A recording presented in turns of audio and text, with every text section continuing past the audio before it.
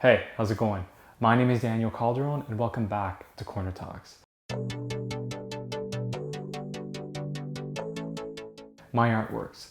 Great way to express myself creatively, a great way to tap back into my nostalgia and share that experience, that memory with you from my childhood. And if you've been following these videos so far, this is volume 9. I've been having a lot of fun creating these drawings for you guys. And more, I'm able to share with you what these drawings mean to me, what was the reason why I created them, and the reasoning how and the ways in which I cropped them. And what I mean by this is recently someone mentioned to me how they enjoyed to see the drawings cropped the way they are, how they're positioned in the frame, almost like a movie. And that's my intention as a filmmaker, to always have my characters appear on the screen, appear to the viewer as if they're being watched on the screen, if that makes sense. And you'll see a lot of these drawings that I create over the course of time. I get very fancy, I get very creative with how I want to angle them, whether it's a zoomed in shot, whether it's a distance shot, whether it's, you know, showing just enough for you to have an understanding, have an idea of who the character is, not giving you that mystique. It's very important to me. And I thought I'd mention that to you guys because I always appreciate your feedback. Like that gentleman who reached out to me and said, you know, I love the way you crop your artworks.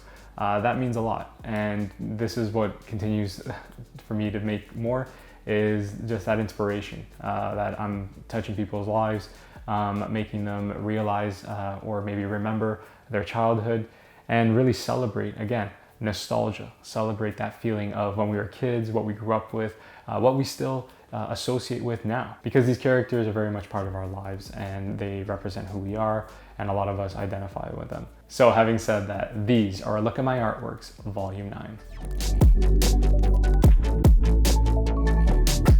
The Green Lantern, as seen here, was never a favorite of mine. Like with Superman, I could never really get into the character. There wasn't that likability for me, or relatability at the very least. Like with Spider-Man or Iron Man, like just identifying with these characters. But the Green Lantern kind of grew on me.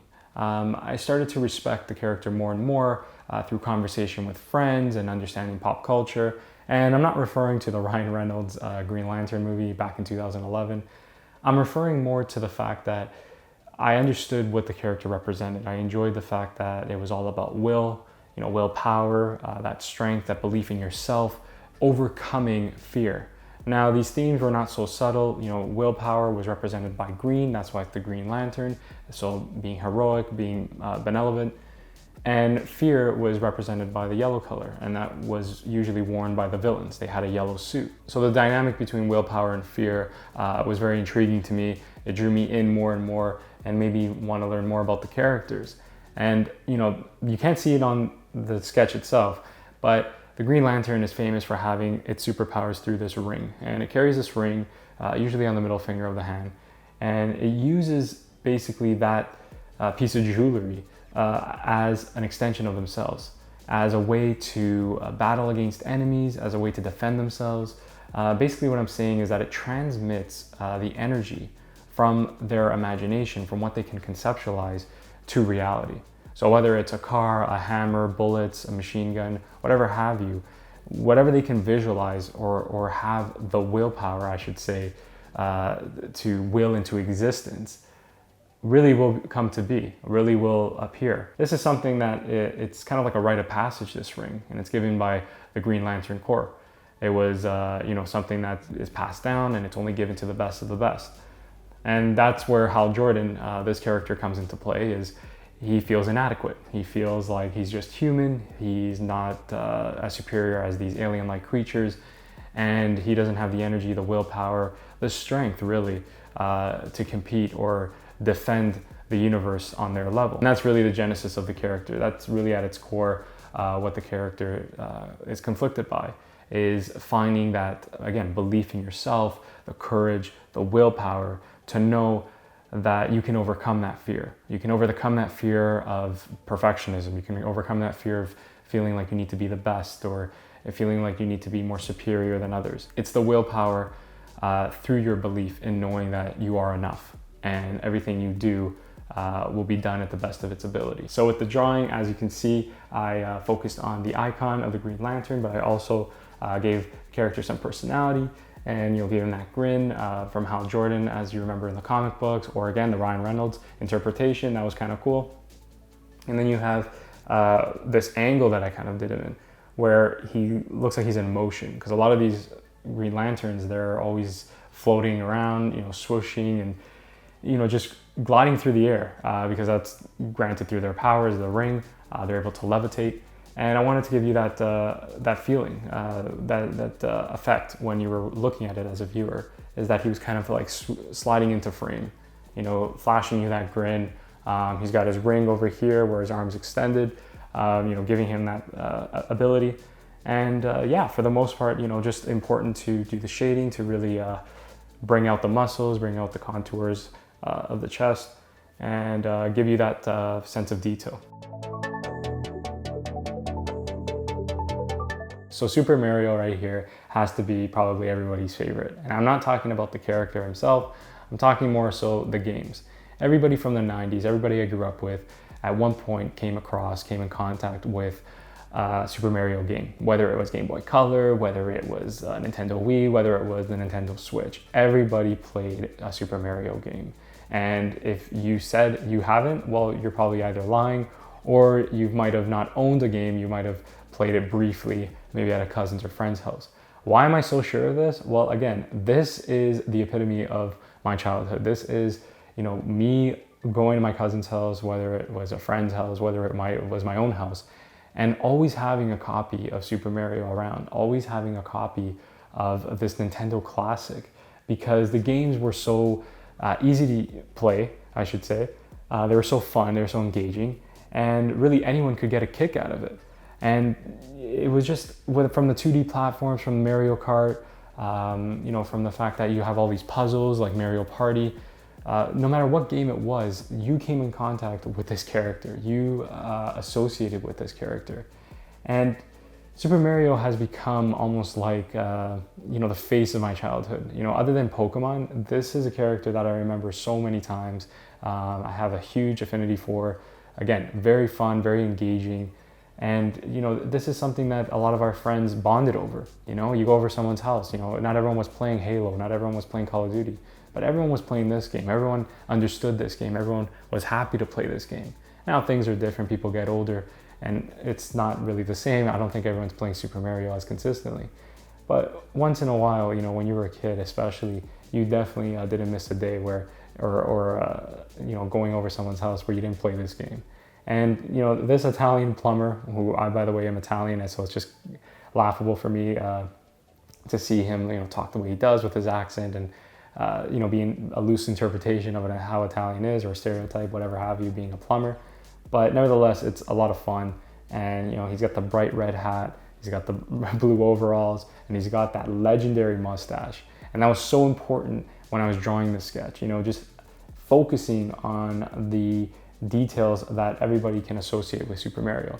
I could have done him from the waist down, right to his feet, but at the same time, people wouldn't pick it right away. Like, who is this guy that he drew, right? So it's so important to focus on the face. Now you might ask yourself, why didn't I do a distance shot and get the whole body, maybe him springing into action?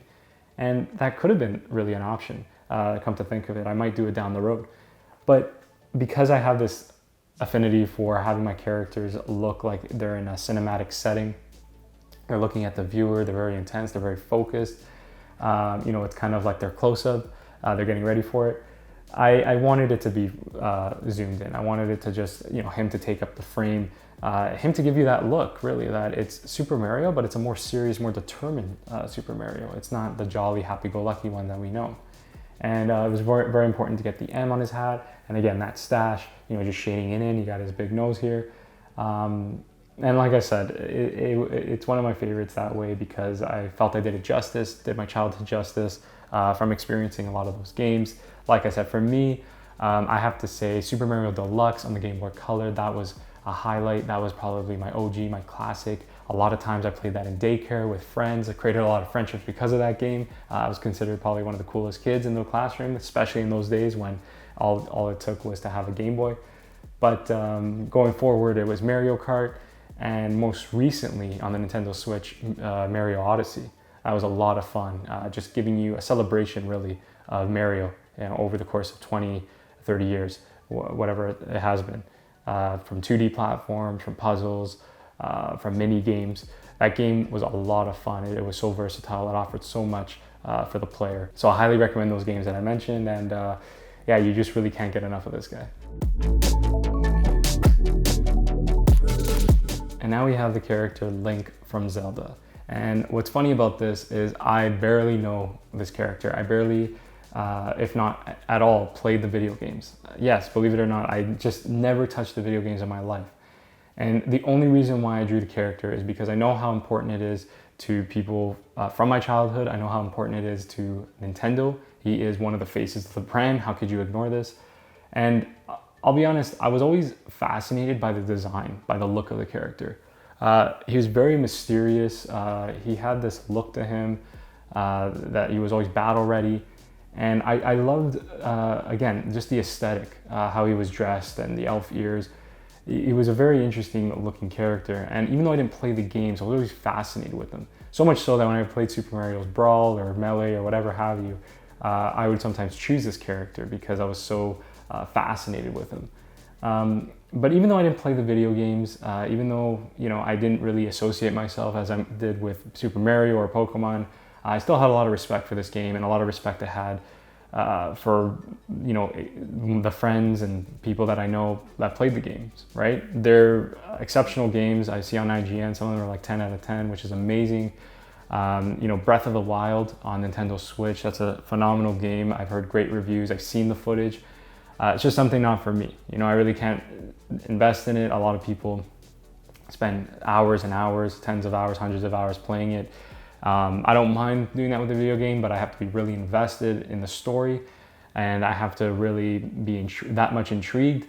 But nevertheless, that's something that maybe one day down the road I'll pick up because I know they're coming out with a sequel. And it's going to be a lot of catching up for me to do, but whatever. I'll see how it goes for me. But this is a fun video game. It's a fun character. Like I said, it's become an icon for anyone from my childhood or anyone that's played these Nintendo games. So it's almost like a sin to avoid it, but you can't play them all. However, I'm really happy with how this drawing came out. I'm really happy with the detail that I put into it with regards to the positioning. Again, the cropping, what I mentioned from the beginning. It's very important to me that I do it in a way where it pulls the viewer in, right? It makes you notice who it is, but at the same time, you're investigating and trying to see. And then when you do figure it out, what character I depicted or rendered, you're saying, oh, how did he do that? Or that was an interesting look. And you put it together and you say, oh, that makes sense. He's got the hair over here. He's got the long ear that he made sure he put out with the jewelry here. And he's got his hat that kind of dips down in the back. I positioned him in a way where he's, very smug. He's very mysterious. And he's giving you that look, the look that Link always does, where you don't know what's going on behind those eyes. You don't know really what's happening. So it was very important for me to convey that mystery. Very important that I got all the details right so it can come across as Link.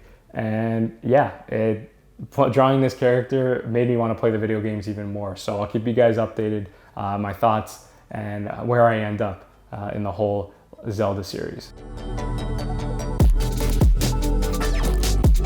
Thank you again, guys, for joining me on another Corner Talks. I really hope you enjoyed my discussion of a look at my artworks, Volume 9. This has been a lot of fun, just as much fun as drawing them. I always love talking to you guys about them. I always love inspiring you guys.